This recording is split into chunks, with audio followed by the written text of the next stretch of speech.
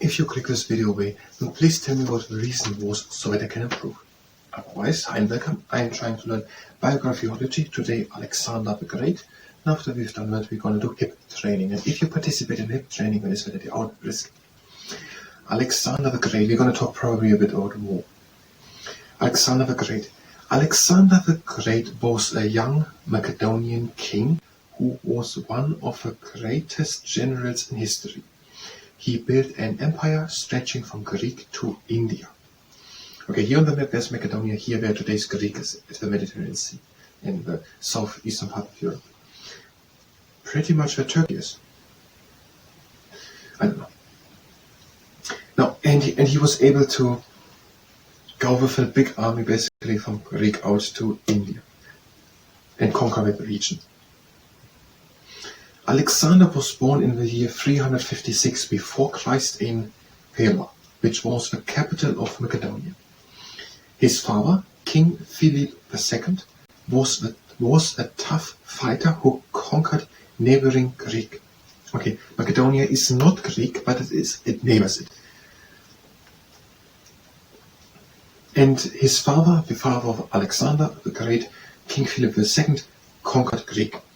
His mother was the fiery Olympias, who told him that he was descended from Achilles, the hero of the Iliad.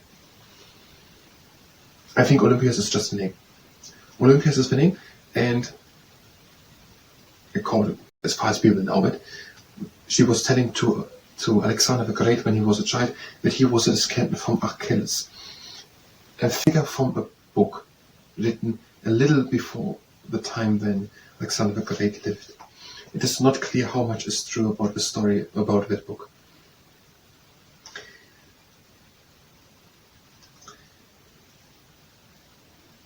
The Iliad and the Odyssey, do we have a time somewhere?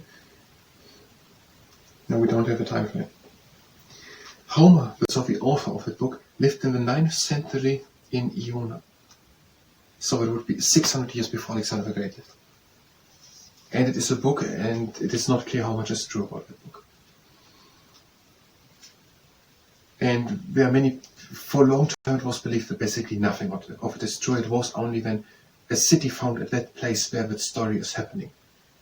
Now, if now Achilles, a figure which couldn't die except of having an injury at his ankle, if that is not all true, people have to read the book about the Odyssey and all these cyclopes and so on, if you want to believe it.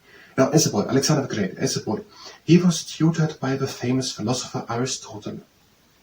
A story tells how he tamed the unrideable horse Bucephalus, which afterwards carried him as far as India.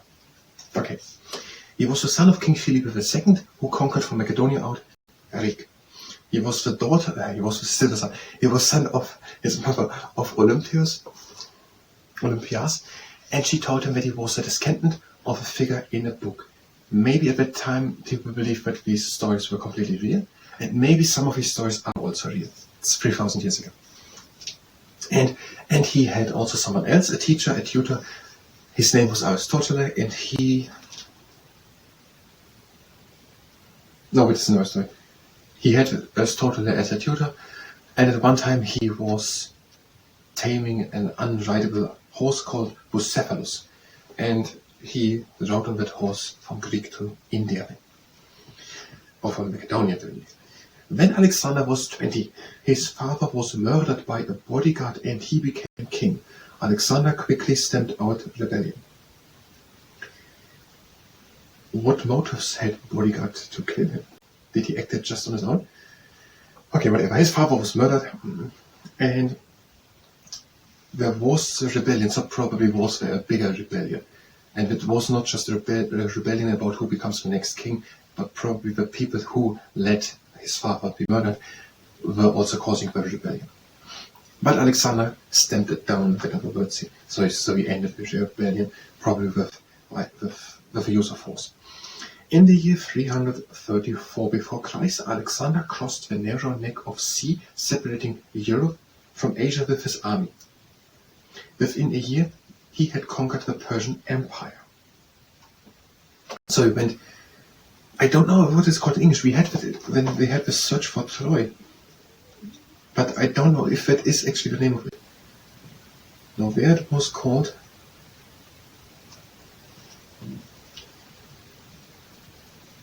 Near the Dardanelles, a narrow sea linking the Black Sea and the Aegean. So maybe it's called the Dardanelles in English. I don't know. So it's a little strip of land in Istanbul, in Turkey. Now he went over that strip of that little neck of sea, and then he fought and conquered the Persian Empire with his army. In the year 341, Alexander led his army into Egypt, where he was made pharaoh and founded the city of Alexandria. He trekked to the desert oasis of Siva, where legend says an oracle proclaimed him the son of a Greek god Zeus. Okay. He went to Persia, conquered Persia, and then he went back to Egypt. And in Egypt he founded the city Alexandria, a big city in Egypt. And he also became now a pharaoh. And we had in one of the previous parts in Biographyology, Cleopatra. And Cleopatra was a descendant of the general who became pharaoh of Egypt after Alexander's death. She lived 300 years after Alexander the Great. Now, and he went into the desert there in Egypt, went at one time to an oasis called Siva, and there was a person, and that person told then to Alexander that he was the son of Zeus. We didn't have Zeus yet, but Zeus is an important god, the god of thunder. In 327 before Christ, he married the lovely Bactrian princess Roxane. Okay, he married a person and her name was Roxane. After capturing the city of Babylon and finishing off the Persian king, Darius, we had it in a previous part of Assyria and also a bit of Persia, but not who won now. So Darius. So he probably killed Darius, the Persian king. Darius led his conquering army into India. Here his homesick troops finally asked to go home. So Babylon, finally we know where Babylon is or was.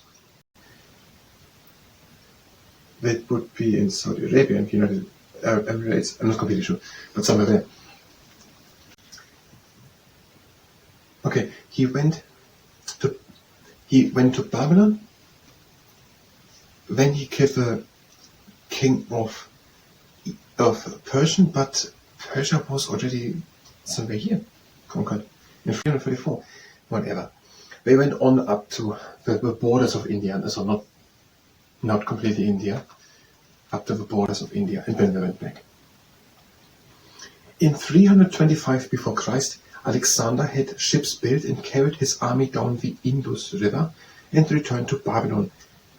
Within a year he fell ill and died. So the Indus River, it is here from the Himalaya, somewhere down on the map. I don't know where it is. Let's see on the map from here to here and then through the Indian Ocean. The Indian Ocean to Babylon.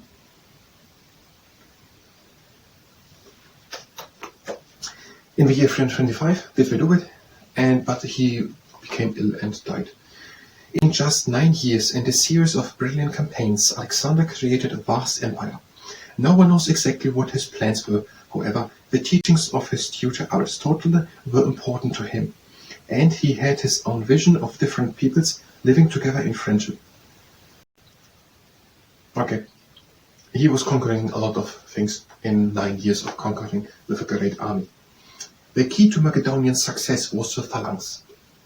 Armored soldiers standing in tightly packed rows, bristling with long spears. Such a formation could withstand a cavalry attack, yet still more swiftly.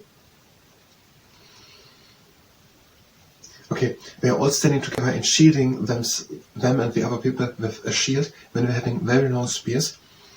And with the spears they can hold the other people far away, and also people on horses, the cavalry. And when they can basically not attack. They are themselves good protected with the shields, also against arrows, and they can keep the enemy far away. And now I don't know exactly how it went, but If an opposing army would have the same system working, also the phalanx, and would just stay behind their shields with a pretty long, I don't know exactly, but 5-6 meters long spears, they were very long, the other ones away. When it would be maybe a bad situation, no one would win, and one could say, no, what is so good about it? You can't attack really. What is not working here? Because the other one is shielded. But what is here said is, it was the key to the Macedonians. The Macedonians had this phalanx structure. Probably all the other troops that we fought against did not use this structure. So if they were just fighting with a sword or a little shield, not in a formation or something, they were just running in these long spears. So they basically could never attack. Or if they would attack, they never would be able to kill the Macedonians, and that was probably the reason why we could just go from battle to battle, because the Macedonians were never killed, because they were very good. They had a very good defense with 5-6 meter long spears, all protect next to each other, and the shield with them behind, and with a shield. So that is my assumption, I don't know. So they had a very good defense. You could just go from battle to battle, because most of the soldiers didn't die. Whereas the other people, if they were attacking, they would just run into spears.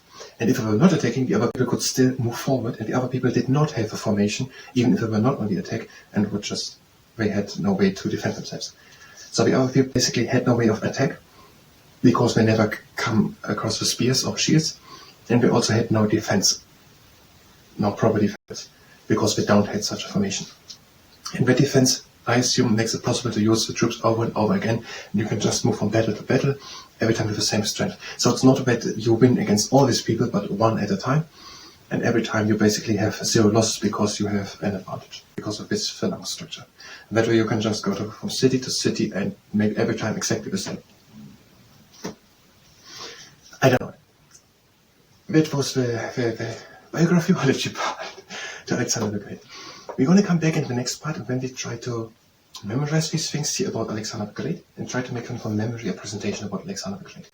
If you were here for biographyology, you can go directly to the next part of biographyology. If you stay here and participate in the hip training, that is better the owners. We're having the hip standing hip width apart, we're going a bit down, flexing the legs, pressing them together, no straight one leg. And bending it. Other leg straightened. And up again. Yes, and if there's a question, my theory, why not the other people just did the same, because they didn't know about it, it's far away.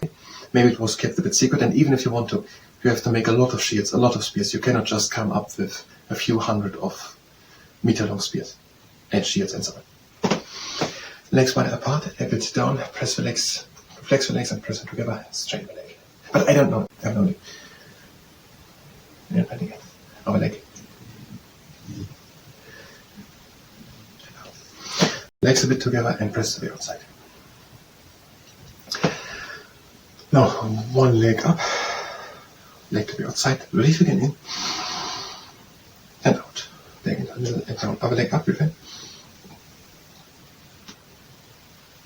Leg and down. And now one leg to the side, we don't have proper time left, leg up and down. Other leg to the side.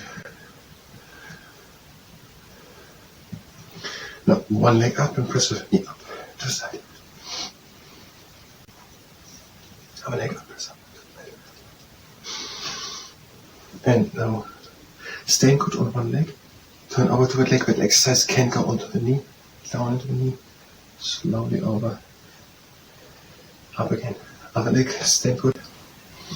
Turn slowly over, down, over, and up. And now the clock stand good, return front to the side. Always to imaginary 90-minute intervals on an imaginary dial of a clock with the eye leg. 12 o'clock, 1:30, 3, 10:30 and 9, and then also 7:30 and 6 o'clock, 4:30 and 3 o'clock. 1 foot points to the outside, toes on the ground. Don't do this if you're pregnant. Lift the heel off the ground and place it again onto the ground.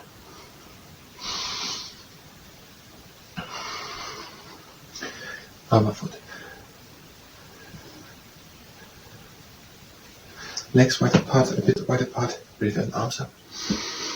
Out, sink down. Hands onto the ground, back up. Roll slowly with the ground, back up again. backward shoulder at the top. One more time. Out, sink down. Hands onto the ground. Back up, shoulders slowly up, backward shoulder at the top. Legs wide apart, breathing around.